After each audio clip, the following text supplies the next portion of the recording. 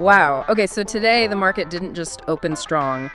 It basically ignited. Yeah, it really did. Relentless push higher. Absolutely. We saw some truly jaw-dropping moves, like Coinbase exploding, 12%? And the Nasdaq got so close to all-time highs. Incredible action. So if you're trying to cut through the noise, figure out what drove this powerful rally today and what this kind of surprising surge means, well, you're definitely in the right place. Mm-hmm. Welcome back to the Stock Market Summary Series. Before we dive in, just that quick but really important reminder, everything we talk about here, it's general market commentary, trading education. Yes, sir. Nothing here is specific buying or selling advice. Okay. Now, if you do find these daily summaries helpful, could you do us a quick favor? Hit that like button. It doesn't cost you a thing, but honestly, it helps us out a ton. It really does. And while you're there, maybe click subscribe so you don't miss these updates. You can always unsubscribe later if it's not for you. No hard feelings at all. Okay, so where should we start? That energy today was something else. It really was. You felt it right from the open. Markets just, erupted, gapped up, and like you said, charged all day. Relentless bullish energy. Exactly. Looking at the indices, the Nasdaq, the QQQ surged 1.52%, came, tantalizingly close to those all-time highs. Signaling some serious tech momentum there. For sure, S&P 500, the SPY, climbed a solid 1.1%, and the Dow, the DIA, popped 1.19%. Importantly, getting above its 200-day moving average. That's a key level for the Dow, definitely one to watch. Right. And even the small caps, the Russell 2000, IWM, added a respectable 1.26%. So broader participation, too, which is good to see. Yeah, and what's really significant, I think, is how this confirms what we were talking about just yesterday, right? The technical setup. Exactly. We saw that bounce off the 20-day moving averages on SPY, QQQ, and IWM, and we said, okay, this hints at building momentum. Today's breakout, that really validates that upside release we were anticipating, that kind of, follow through, that technical continuity. Your one day sets up the next. Precisely. That's what traders look for. It builds conviction, suggests it's more than just random noise. There's underlying strength. It's definitely compelling to watch unfold. So, okay, given today's strength, what are the really crucial levels now for follow-through? Well, like you mentioned, DIA holding above that 200-day is huge. Right, that would be a major shift for the Dow. Definitely. Yeah, and QQQ flirting with those record highs. Can it push through? That's a big psychological and technical test. Yeah, breaking that could unlock more upside for sure. And it suggests, that despite all the background noise, the macro concerns, there's still a lot of capital willing to jump back in and alongside, at least right now. Seems like it. They're looking past the immediate headwinds for the moment. It's not just a bounce. It feels like a statement of bullish intent today. Speaking of statements, let's talk standouts. Coinbase just rocketed up 12%. On massive volume, too. Huge volume. And this was one we flagged for that classic bull flag breakout pattern. Yeah, that's a textbook setup. Strong move up, consolidation, then bam. Exactly. And when you see that pattern with that kind of volume surge, that's a powerful signal. Usually means institutions are stepping in. Right. Identifying those setups, understanding the volume. That's key. It's actually a big part of what we teach in the Grok Trade Mentorship program, spotting these things before they explode. Yeah, learning to read those signals. And it wasn't just Coinbase, right? NVIDIA, NVDA. NVIDIA too, yeah. Strong move. Yeah. Up, 2.59%, breaking higher from that high base pattern. Another classic. Consolidation near the highs, then the next leg up. These aren't random pops. They're technical strength playing out. Absolutely. Great examples of setups that offer potential. But it wasn't all sunshine and roses, was it? We had some definite laggards. No, definitely not. Duolingo, DUOL comes to mind. Oh, yeah. Continued to slide, just bleeding out further on heavy volume. Couldn't seem to find a floor anywhere. And that's where risk management becomes so critical, doesn't it?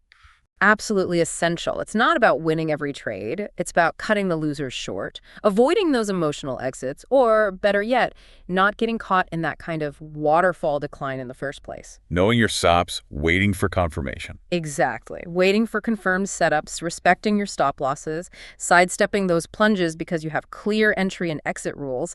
That's foundational stuff we really hammer home in the Grok Trade program. Capital preservation first. And then there was Apple, AAPL.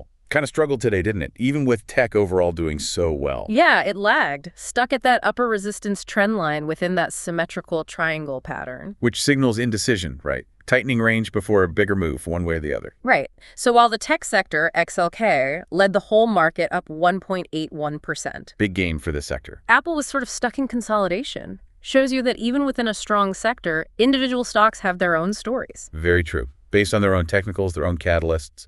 Meanwhile, energy, XLE just kept dragging, down another 1.31%. Yeah, that trend continues. Consistent underperformance there. Okay, so we have this pretty explosive bullish market action today. Almost defying gravity. Right. But then you look at the economic data that came out, and it paints a much more cautious picture, wouldn't you say? Definitely a different story. The Conference Board's Consumer Confidence Index.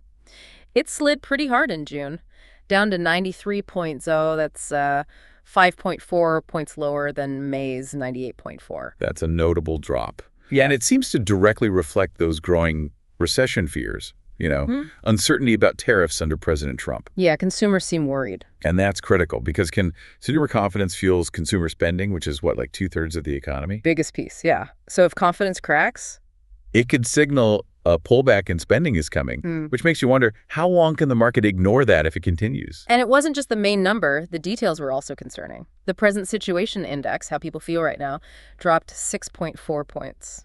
And the expectations index, looking 6 months ahead, fell 4.6 points down to 69.0. That feels pretty low. It is low. Historically, that expectations index dropping below 80 is often seen as a potential recession warning sign, maybe within the next year or so. Right. It means people are getting genuinely pessimistic about the future.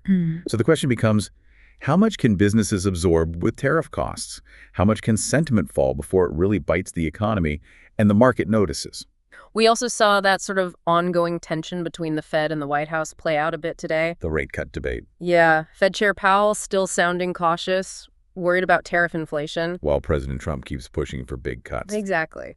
Although, interestingly, Fed policymaker Michelle Bowman did hint maybe cuts could start in July. So a little bit of mixed signals there. Okay, so shifting gears a bit, let's look at crypto and metals. Bitcoin, BTC. Pretty flat today, wasn't it? Yeah, basically unchanged. Still stuck right between its 20-day and 50-day moving averages. Just like we noted yesterday, that consolidation continues. Yeah, reflects that indecision. So caution is still the word there, I think, until it breaks decisively one way or the other. Above or below those moving averages. Right.